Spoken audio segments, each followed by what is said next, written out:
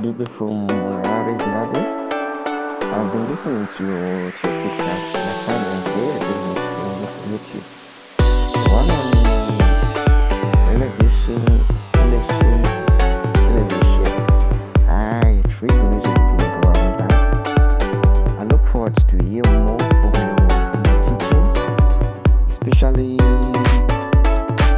those related to managing anxiety and depression. You know, bro, your teachings are deeply impactful our life. Rejecting the teachings is really got you save lives and which is good.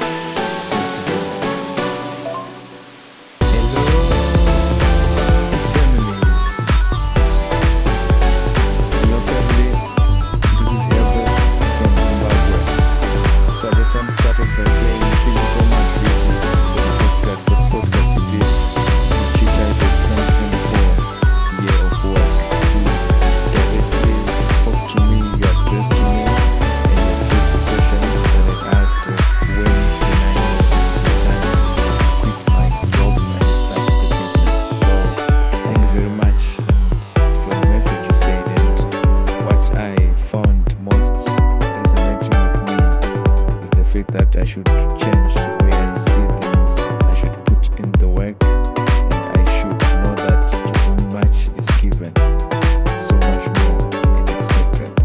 So thank you very much. This is April 2024, and I am doing the work. I'm trying by all means to put in the work, change the perception and approach the work in a different view. Hi, Lucy. My name is Shima. I'm sending this voice note from Johannesburg South, Kidman Park side. I am a member of Pastor Children's Ministry, and I would really just like to thank you for this podcast. They really good stuff, especially the one you practicing. Yeah, that one. Podcast we did.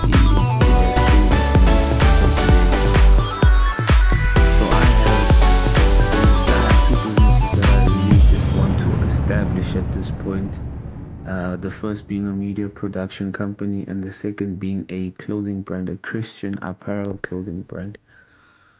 And so I have a couple of questions that I really need some clarity on.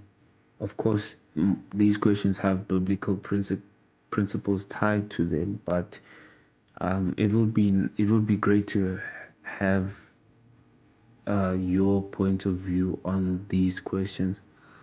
And so the first question is, what are some of the foundational principles that have kept you going in business? And what are the principles that have kept you going and growing in business? And the second question is, how do you establish a community of people who will be invested in your vision? And thirdly, there is this cancer that business people have, where business people don't want to invest in quality equipment for the best quality outcome, and also investing in quality workforce, or the quality of their workforce, the learning experience of their workforce. So these are the two cancers that I've noticed that business people don't want to invest in, or they don't see a reason to invest in parts of their business. So the third question that I have would be, how do you balance saving up for equipment and being able to sustain a strong workforce while at the early stages or the beginning stages of your business? I hope you understand my questions, and thank you so much. I would really love these to be answered.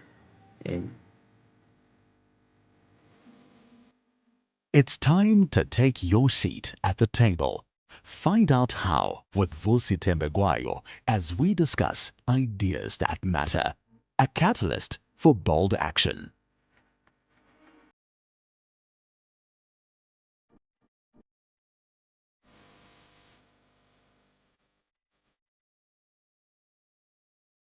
Hello, family. Hello, family.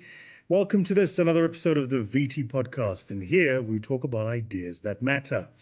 That was Chima. That great video, or rather a voice note there, Chima, talking about what to do when you are starting something new and how to plan for resources, how to get people to be motivated and inspired, and how to get people to invest in themselves. But I like the way you asked that question, Chima, kind of how you started it. You said, what kept you going? So, Chima, I'm going to give you my cheat, and this is just my cheat. Different people have different things. For other people, the thing that keeps them going is what the end goal looks like, right? And so they constantly focus their minds on what does the end goal look like.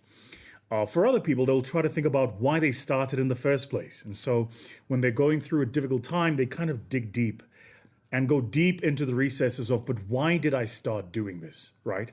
End goal people tend to be focused and inspired by destination, by success, by outcome.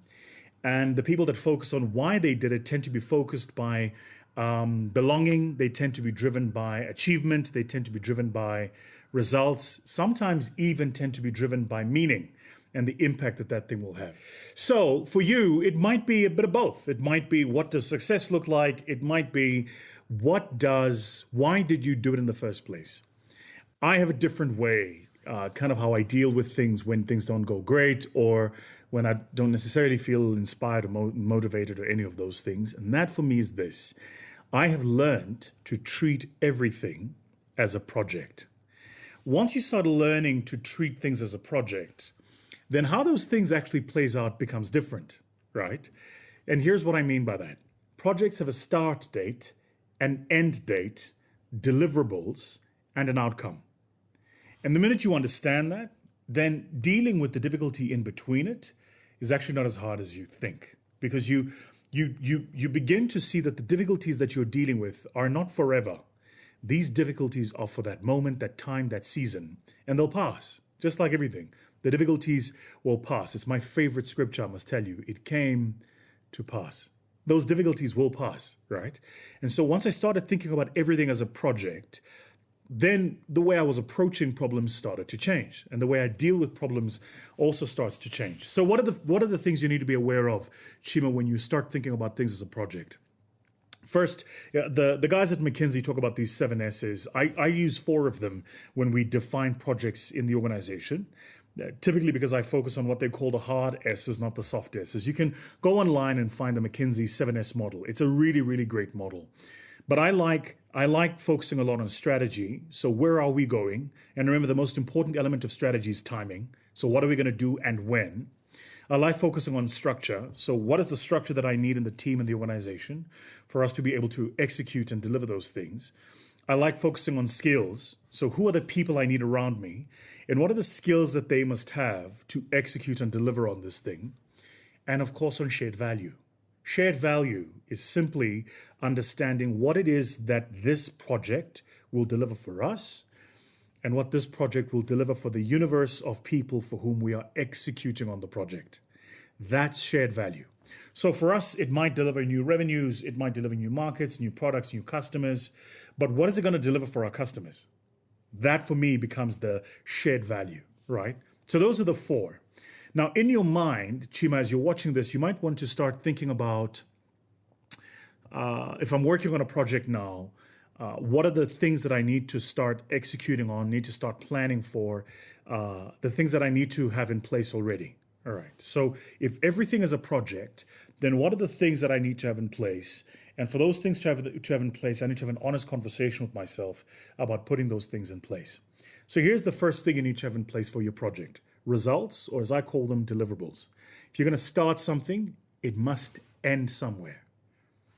In his book, The 7 Habits of Highly Effective People, now, in my mind, probably a classic. That book is, 30 years old? At least 30 years old, I think, written by the now late Dr. Stephen Covey. He talks about begin with the end in mind, right? The idea is that at the beginning, you should know what the end is that you want to achieve. And that's effectively what it is that I'm saying to you. Begin with the end in mind. So if I'm going to start a project, I must have the end in mind. I must know exactly what the outcome actually looks like. You'd be surprised how many people start a project and have absolutely no idea what the end looks like.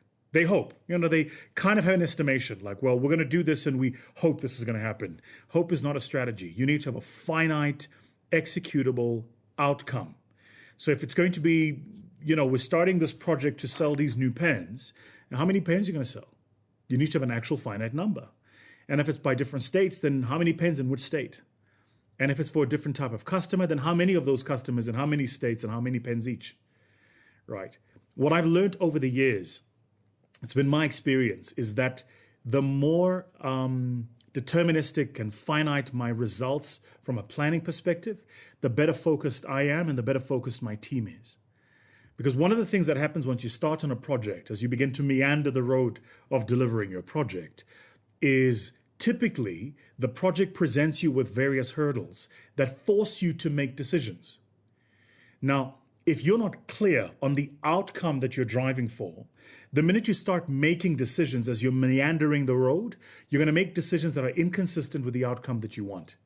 I'm going to give you a really great example. Let's keep the pen as an example, right? This is a premium pen. It was given to me by a client of mine in India. Great pen, premium pen, right? Now let's imagine I'm going to be selling these pens at a particular state to a particular group of people. And I get into the marketplace and I name these pens and I put my little name on them. You'll notice this pen actually does have my name on it, right? But I'll put my little name on the pen and I start selling the pen. And I go into the marketplace and I'm selling these. But as I'm selling these, stuff changes, the market changes, the customer changes, the desire changes, or whatever happens. And one of the things that starts to happen is, as I'm selling these pens, I realize that the customers to whom I'm selling them can't afford this specific pen. That's a hurdle on the road. And it's going to force me to make decisions. Now, what I can do is the following. I can either change the customer to whom I'm selling them, so target the pen at a customer who can afford it. I can change the quality of the pen. That changes the manufacture process, changes the input cost, and therefore I can sell it cheaper to the same customers. Depending on the result I want, those two forks, that fork in the road and those two options, present the meander, and I have to make decisions based on that. So the first thing I'd say is just be clear. What are the results that you're going for? The second thing I say is, what are the resources that you're going to need in place? I am fascinated by how many of us start doing work and we don't know how many resources we will require or what resources we have in place. Just resources. The people you're going to need, the infrastructure you're going to need, the access you're going to need, the networks you're going to need, the capital you're going to need, and actually write those things down. So I would ask of you the question, have you taken, we call it in our firm a resource bank. So every time we start with a project, there's literally somebody whose job it is to create the resource bank. If you ever did like accounting or finance, right, in your capital budgeting, it's often the calculation you did at the beginning of your capital budgeting. The finance people know exactly what I'm talking about. But in that resource bank, you write down all of the resources I'm going to need and how much those resources are going to cost me. I'm going to need cost of stock or inventory or people or any of those things before the project even gets started. Now, the reason you do the resource bank is the following. It's wrong to lie to the world, but it's really tragic to lie to yourself. And so the reason you do the resource calculation at the beginning is so that you don't lie to you. Think about it logically. If I have an outcome and that outcome is going to take a certain input, if I lie about the input, the outcome is impossible. If I'm unclear about the outcome, even though I've got the input, the path to get there is going to be difficult. So first design the outcome, results, deliverables, then resources, the input that's going to be required. The third is to map stakeholders. So you need to know who are the stakeholders you're going to be dealing with in executing on whatever the project is. Whether it's a new business or a new product or something like this, who are the stakeholders? And clients and customers are one stakeholder, suppliers, another stakeholder, the people who work for you, another stakeholder, but map them, right? And when I say map them, what I actually do, and I'm not joking, you can see I've got paper on my desk, is I will literally draw a little map of all of the stakeholders, long before I give it to my people who digitize it and put it in the fancy project plans, right? But I will document all of the stakeholders that I have and how these stakeholders relate to one another. So for instance, the larger the number of clients, I might need more people in my team, right? So there is a relationship in stakeholders between the number of customers I have and the size of my team.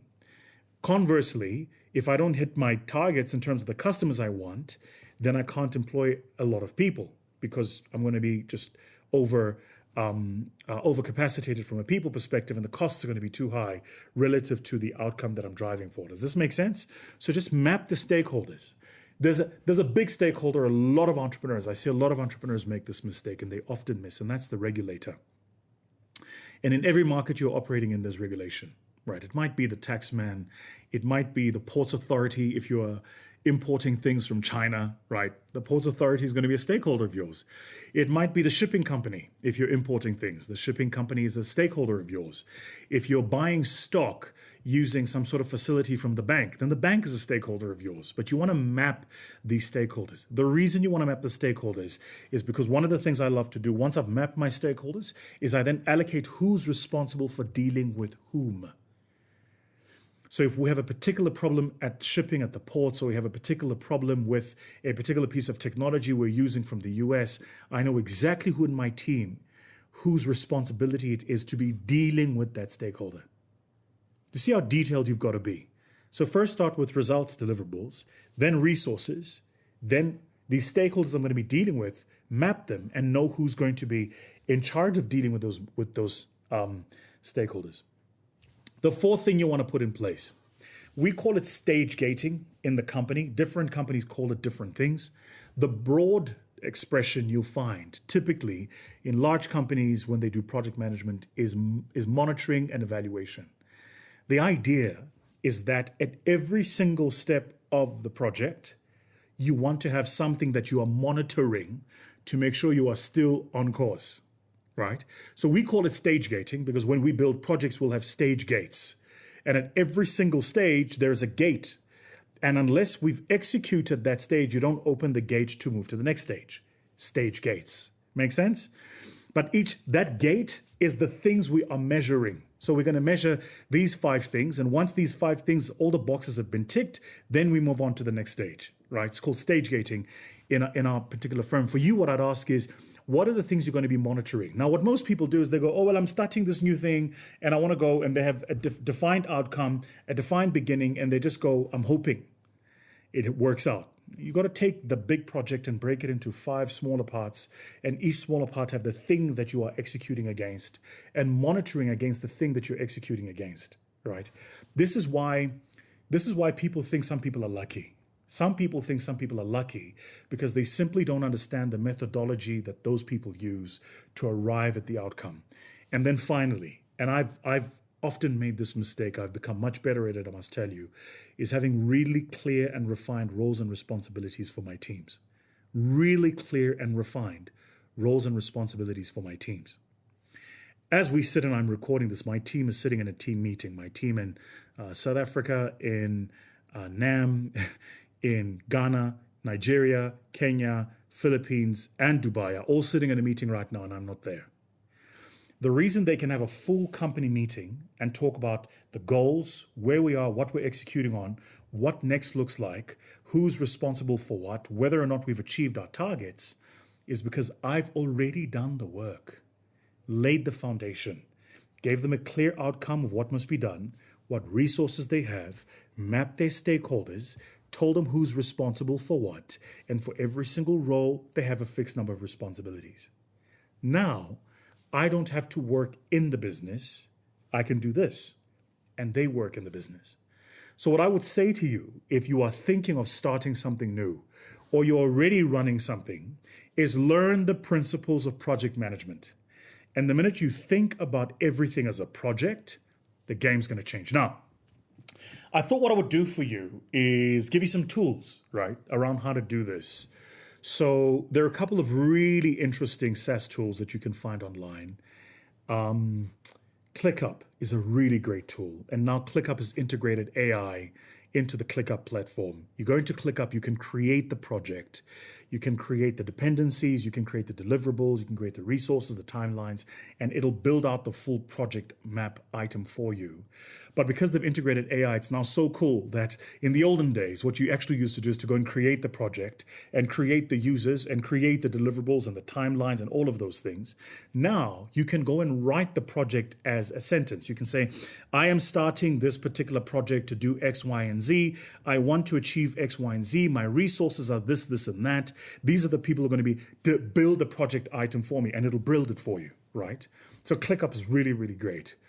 The inverse, we use a lot of it, and that's just because of legacy, is Asana, ASANA, really great project management tool. All of our projects in the company sit on Asana. And the great thing is, Asana is so cool and so complex that every single document we've ever used on every single project going back now 10 years in the firm is still there. So people can come into the company, leave the company, join the company, move on from the company, whatever the case might be. But the documents that manage all of our projects are still there. Right now, we're busy working on the update of my first book, The Magna Carta of Exponentiality, which we published 2017, now 7 years ago. And I've got the team working on the research for the update of the book. And guess what? I didn't have to go into like my Dropbox or my SharePoint to find the documentation. I simply sent them access rights to the project. They went into the project and everything was there. Every meeting, all the meetings are recorded, all the notes, all the research items, and every single version of every single chapter that was ever written, all sitting in one place, just because we've been using Asana for so long. If you want something simpler, Trello is great. Trello is one of those that builds a board, so you can kind of go beginning, middle, end, or to do, progress, completed, and then you move it across your board. Trello is really great at this. And of course, if you're using Office 365, Microsoft projects. But I'm going to give you a quick cheat. So Chima, let's say like you've got no money and you just want to build a project sheet and you can't afford to pay anything. Go to smartsheet.com. Smartsheet, double E, not I, smartsheet.com. And you'll find all the templates that you need. And I think for up to 3 users, it's completely free. Your question was, what keeps me going? And I think you were kind of thinking I was going to come with like a motivational answer. Let me tell you something. And if you quote me on this publicly, Chima, I will deny it. Motivation is great. It's great to get started. It's great to spur your intent and like get you to start looking in a direction. But when it's the 14th of the month, motivation isn't there, man. When it's month end and you've got to pay salaries and you don't have enough cash flow, motivation doesn't get you through that. So one of the things to be very careful of is not to be over-motivated and under-planned.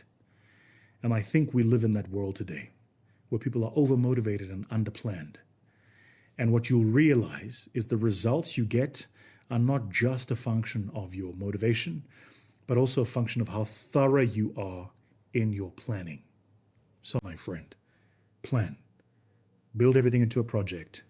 And if you use just the tips and tools I've given you here, I guarantee you're going to make it. All right, family. That's our podcast for this week. Sayonara. Hello, family.